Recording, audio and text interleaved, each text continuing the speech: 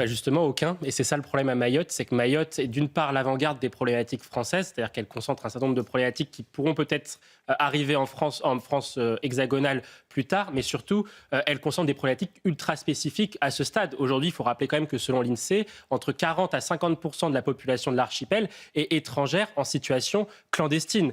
Et donc, si l'immigration n'est pas le seul problème de Mayotte, c'est à minima le nœud de tous les problèmes de l'archipel. Pourquoi ? Parce que quand vous avez autant de gens qui sont en clandestin sur un territoire, eh bien les services publics ne peuvent pas fonctionner efficacement. Il n'est pas possible aujourd'hui, Mayotte n'est pas disposée, par exemple, ne serait-ce que sur le cas des écoles, il y a 100 000 élèves à Mayotte pour un archipel de plus de 300 000 personnes. L'archipel n'est absolument pas doté en termes d'écoles pour pouvoir répondre à cela. Idem pour les maternités. On dit souvent que Mayotte est la plus grande maternité de France. Ça ne peut pas fonctionner. Sur la partie services régaliens, la justice est saturée, les exécutions des OQTF n'arrivent pas à aboutir. Il faut rappeler que Mayotte est dans les 10 départements où le taux d'exécution des OQTF, donc les obligations de quitter le territoire français, sont le plus faibles.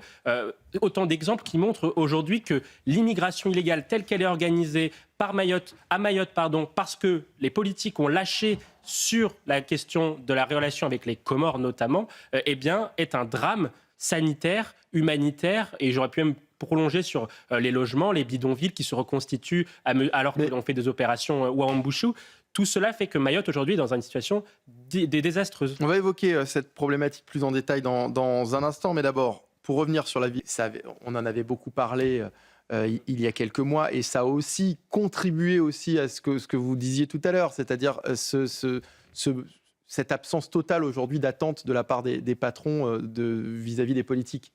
Exactement, puisqu'en fait, que la gauche parle et soit favorable à l'attaque Zuckman, à la limite, c'est son ADN politique. Mais le problème, c'est que, là, et c'est ce qu'a dit Benoît Perrin, la domination culturelle et médiatique et politique a fait que dans les derniers budgets, à partir du moment où il y a une assemblée ingouvernable, on a voté des budgets avec des hausses d'impôts et de fiscalité très massifs sur les entreprises, les grandes comme les moins grandes. Et c'est ça aujourd'hui le véritable problème. Et ce que dit Patrick Martin, et tout le monde le verra, c'est que la France est déjà le pays champion du monde, en tout cas champion de l'OCDE, des prélèvements obligatoires. On est à 43,7% de taux de prélèvements obligatoires en 2025. C'est sans précédent dans notre histoire quasiment, et c'est le plus haut taux des pays de l'OCDE. Et deuxième point, on est le pays qui dépense le plus. On est à 57% de dépenses publiques par rapport au PIB. Et si on fait un simple calcul et qu'on compare pas à des pays qui sont ultra-libéraux, juste à des pays européens, la moyenne des pays européens, c'est 48-49% de dépenses publiques par rapport au PIB, contre 57 en France.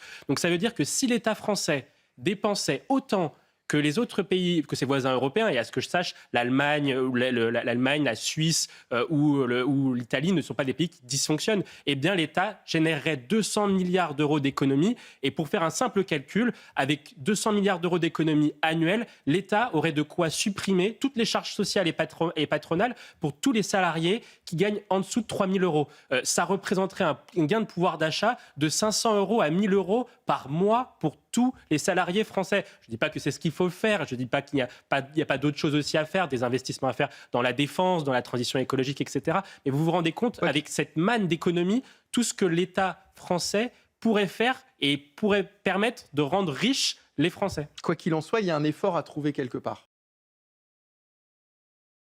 C'est ça qui est insupportable aujourd'hui. Vous prenez une feuille de paye, ça dit tout, parce que pour un salaire à 2 500 euros net avant impôt, le coût pour l'employeur, c'est 4 600 euros.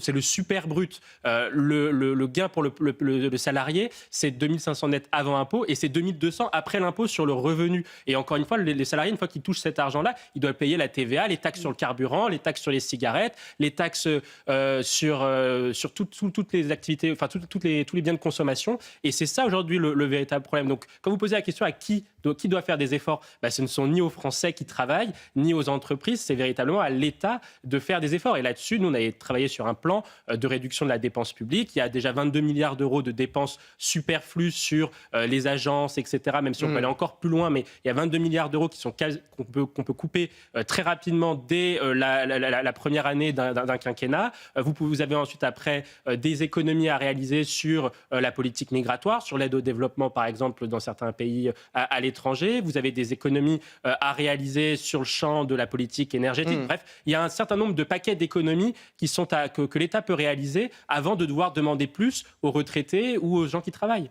J'aimerais vous montrer la une du JD News qui est publiée aujourd'hui. Comment Macron a ruiné le pays. Voilà, c'est la une du JD News de ce mercredi. Explosion de la dette, hausse du déficit, montée du chômage, impôts en flèche, avec une longue analyse de Marc Toiti.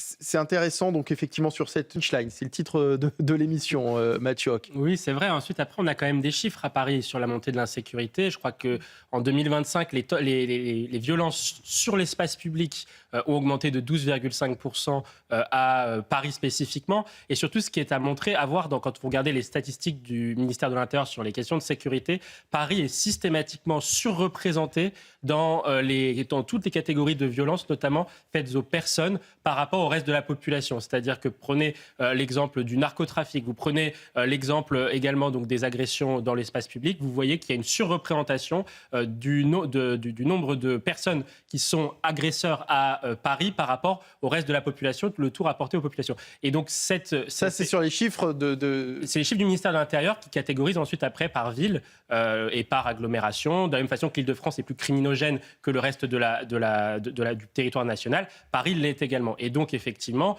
un des enjeux, et ça avait été un des enjeux de la campagne des municipales à Paris, c'est cette question de sécurité. Et d'ailleurs, le maire de Paris essaye d'imprimer depuis qu'il a été élu une politique de sécurité qui, pour le coup, ne peut pas aboutir dans la mesure où une partie de ces fondamentaux doctrinaux sur la question de l'armement de la police municipale ne correspondent pas du tout aux évolutions de la violence à Paris. Mais vous imaginez quand même où on en est aujourd'hui.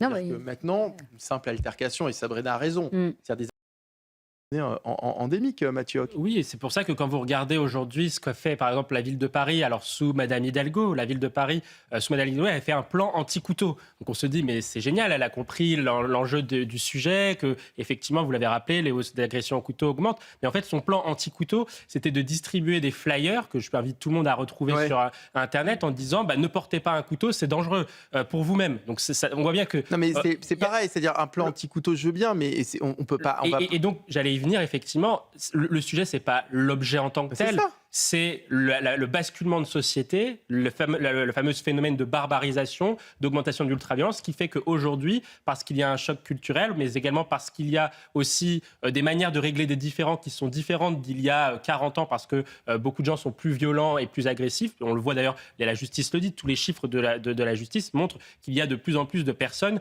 qui commettent des agressions physiques contre d'autres personnes. Donc ça montre bien qu'il y a une forme d'augmentation de la violence dans la société. Donc c'est plutôt à cela qu'il faudra s'attaquer. Évidemment à la question de l'impunité, parce qu'aujourd'hui, quand vous avez des phénomènes de violence avec de la récidive notamment, c'est lié au fait que la justice ne sanctionne pas suffisamment fermement, mais vous avez raison, l'enjeu n'est pas le couteau, c'est comme sur d'autres sujets liés à la violence, l'enjeu n'est pas l'objet à chaque fois, c'est qui porte l'objet et dans quelle société nous vivons. On va interdire de vendre des couteaux, donc on ne pourra plus avoir de couteaux chez soi non bien plus. sûr. Non, mais il y a un truc qui ne va pas. Vous savez, on n'est pas loin du sujet dont on a beaucoup parlé la semaine dernière autour du protoxyde d'azote. J'allais y venir, en fait, je cherchais le mot. On a interdit à la vente, à partir du 1er février, le protoxyde d'azote sera interdit à la vente des particuliers. Et bon, effectivement, il y a une raison, puisque c'est un produit qui est extrêmement dangereux lorsqu'il est inhalé et qui est utilisé par notamment les jeunes comme une drogue. Mais c'est un produit aussi qui sert dans un usage totalement différent, qui sert notamment en cuisine, notamment pour faire de la chantilly. Et puis si vous poussez le raisonnement jusqu'à l'absurde, il y a des terroristes qui ont utilisé des camions pour faire un attentat, on ne va pas interdire la circulation de camions. Aujourd'hui, avec un camion, une voiture, vous pouvez tuer 30 ou 40 personnes. Après, le couteau reste une arme blanche, il faut quand même rappeler ça, le couteau reste une arme blanche. Tous les véhicules